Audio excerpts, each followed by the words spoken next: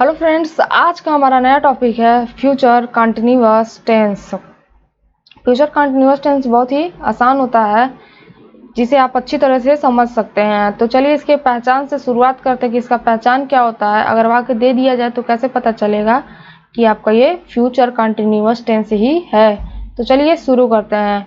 In the end of sentences of this tense are joined रहा होगा, रही होगी, रहे होंगे एक्सेट्रा।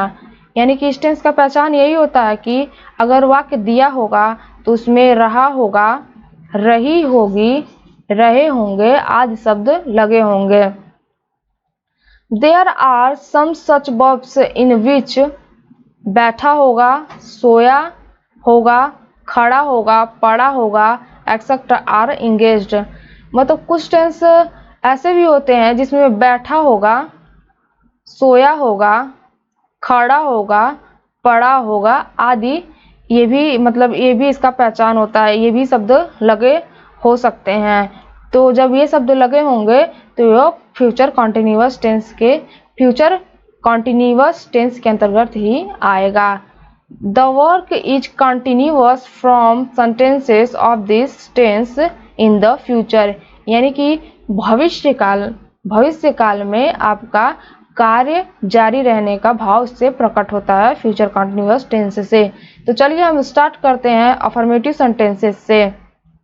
तो इसका रूल होता है सब्जेक्ट विल या शैल प्लस बी, वर्ब की फर्स्ट फॉर्म में आईएनजी, ऑब्जेक्ट कॉम्प्लीमेंट।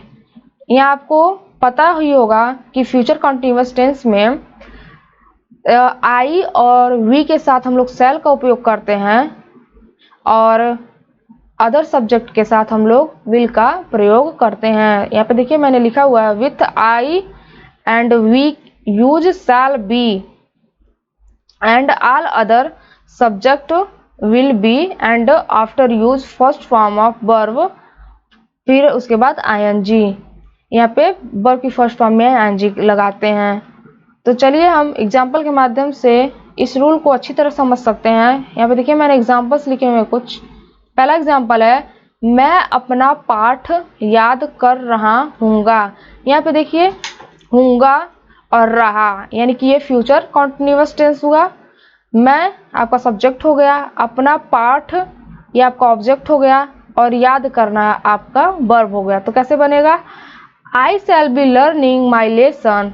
तो यहाँ पे देखिए आई आपका सब्जेक्ट है और सब्जेक्ट के अनुसार शैल बी लगाते हैं, फिर वर्ब की फर्स्ट फॉर्म में एनजी लगाते हैं, फिर ऑब्जेक्ट लगाते हैं, कॉम्प्लीमेंट लगाते हैं। तो ये आपका हो जाएगा माई लेसन। ये आपका कॉम्प्लीमेंट नहीं दिया हुआ है। दूसरा है आपका वह एक पत्र लिख रही होगी। वह एक पत्र लिख रही होगी। तो यहाँ पे देखिए रही होगी जैसा कि मैंने पहचान बताया है, और वह आपका सब्जेक्ट हो गया, एक पत्र आपका ऑब्जेक्ट हो गया और लिखना आपका वर्ब हो गया। तो she will be writing a letter. तीसरा है आपका किसान अपने खेत जोत रहे होंगे। The farmers will be plugging their fields. चौथा है आपका हम तुम्हारे घर आ रहे होंगे। Will shall be coming to your house. पांचवा है आपका लड़के फुटबॉल खेल रहे होंगे। The boys will be playing football. छठवां है आपका भिखारी दरवाजे पर खड़ा होगा। The beggar will be standing at the door. जैसा कि देखिए मैंने रहा होगा, रही होगी, रहे होंगे, ये सब तो पहचान बताया ही था। कुछ ऐसी भी शब्द उसमें जो दिया होता है, जैसे खड़ा होगा, पड़ा होगा, बैठा होगा, ऐसा शब्द दिया होगा। तो ये आपका फ्यूचर कंटिन्यूअस टेंस के अंतर्गत आएगा, क्योंकि इससे काम जारी रहने का भाव प्रकट होता है भविष्य में। क्या देखिए भिखारी दरवाजे पर खड़ा होगा, यानी कि ये आपका फ्यूचर कंटिन्यूअस टेंस है, लेकिन आपका देखिए वर्ब आपका काम यहाँ पे जारी है। तो the beggar will be standing at the door. तो ये कुछ एग्जाम्पल्स हो गए आपके अफर्मेटिव सेंटेंसेस के बारे में। अब हम आगे जानेंगे निगेटिव सेंटेंसेस के बारे में। तो इसका निगेटिव सेंटेंसेस का रूल्स होता है, देखिए यहाँ पे रूल सब्जेक्ट लगाते हैं सबसे पहले, फिर विल या शैल लगाते हैं सब्जेक्ट के अनुसार, फिर नॉट या नेवर, इसके बाद हम लोग नॉट या नेवर लगाते हैं, फॉर प्लस बी लगाते हैं, फिर वर्ब की फर्स्ट फॉर्म में आईएनजी, ऑब्जेक्ट प्लस कॉम्प्लीमेंट। यहाँ पे एग्जांपल्स देखिए, पहला एग्जांपल है वह कभी नहीं नहा रहा होगा। यहाँ पे देखिए यहाँ पे नहीं आया है, यानी कि ये निगेटिव सेंटेंसेस हो गया। फिर रहा होगा, जैसा कि मैंने इसका पहचान बताया था कि फ्यूचर कंटिन्यूअस टेंस में रहा होगा, रही होगी, रहे होंगे, यही सब लगे रहते हैं। तो यानी कि आपका ये फ्यूचर कंटिन्यूअस टेंस हुआ, और कौन सा सेंटेंस हुआ, निगेटिव सेंटेंस हुआ, क्योंकि यहाँ पे निगेटिव वर्ड लगा हुआ है। तो क्या हो जाएगा, he will never be bathing, कभी नहीं, यानी कि देखिए कभी नहीं, जो कभी नहीं है यानी कि never, he will never be bathing. दूसरा है आपका कौवा पेड़ पर नहीं बैठा होगा। यहाँ पे देखिए बैठा होगा यानी कि काम जारी है, भविष्य में काम जारी है, तो ये आपका क्या हो जाएगा, the crow will not be sitting on the tree. तीसरा है आपका हम लोग एक गेंद नहीं फेंक रहे होंगे, we shall not be throwing a ball.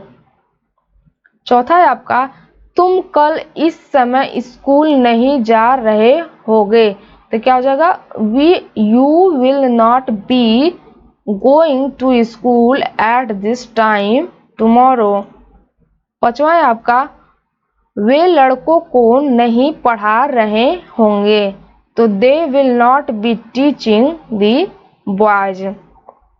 तो आपका निगेटिव सेंटेंसेस के अंतर्गत कुछ बेसिक एग्जांपल्स मैंने लिख के समझा दिए हैं, और यहाँ पे देखिए रूल लिखा है मैंने। तो आप जब एग्जांपल्स आप बना लेते हैं तो आप रूल भी खुद बना सकते हैं। तो आगे हम बढ़ते हैं। आगे आपका होता है तीसरा सेंटेंसेस होता है इंटरगेटिव सेंटेंस होता है। तो इसका देखिए रूल मैंने यहाँ लिखा हुआ है, विल या शैल, जब एक वाक्य दिया होगा उसके में क्या शब्द होगा वो सबसे पहले लगा होगा, तो हम लोग हेल्पिंग वर्ब लगाते हैं सबसे पहले। तो विल या शैल सब्जेक्ट के अनुसार, फिर बी, फिर वर्ब की फर्स्ट फॉर्म में ING, object, complement plus question mark. यहाँ पे दूसरा रूल होता है, जो क्वेश्चन वर्ड होते हैं when, where, why, how much, ये सब क्वेश्चन वर्ड होते हैं। तो जब वाक्य के बीच में लगा हो तो सबसे पहले हम लोग उसका मीनिंग लिखते हैं। तो यहाँ देखिए मैंने क्वेश्चन वर्ड लिखा हुआ है, फिर विल या शैल लगाते हैं सब्जेक्ट के अनुसार, फिर बी वर्ब की फर्स्ट फॉर्म में आईएनजी, फिर से ऑब्जेक्ट, फिर से कॉम्प्लीमेंट प्लस क्वेश्चन मार्क। तो यहाँ पे एग्जाम्पल के माध्यम से हम अच्छी तरह समझ सकते हैं। यहाँ पे देखिए पहला एग्जाम्पल है, क्या गुरुजी इस समय विद्यार्थियों को पढ़ा रहे होंगे। यहाँ पे देखिए ये जो सेंटेंस आपका दिया हुआ है, क्या शब्द सबसे पहले लगा है, तो यानी हम लोग हेल्पिंग वर्ब से शुरुआत करते हैं। यहाँ पे देखिए मैंने रूल्स लिखा हुआ है, will the teacher be teaching the students eight this time. दूसरा है आपका क्या वे लोग सो रहे होंगे। तो यहाँ पे देखिए जैसा मैंने बताया था, क्या शब्द सबसे पहले लगा हो तो हम लोग विल या शैल यानी कि हेल्पिंग वर्ब से सबसे पहले शुरू करते हैं। तो विल दे बी स्लीपिंग। तीसरा है आपका तुम्हारे पिताजी कल कहाँ जा रहे होंगे। यहाँ पे देखिए जो सेंटेंस दिया हुआ कहाँ, ये वाक्य के बीच में लगा हुआ है, तो सबसे पहले हम लोग इसका मीनिंग लिखते हैं। तो क्या हो जाएगा आपका, where will your father be going tomorrow. यहाँ पे देखिए जैसा मैंने रूल लिखा हुआ है उसी के अनुसार बनाते जा रही हूँ। चौथा है आपका सोहन कल दफ्तर कब जा रहा होगा। यहाँ पे देखिए कब, ये वाक्य के बीच में लगा हुआ, तो सबसे पहले हम इसका मीनिंग लिखते हैं। तो क्या हो जाएगा, when will Sohan be going to the office tomorrow.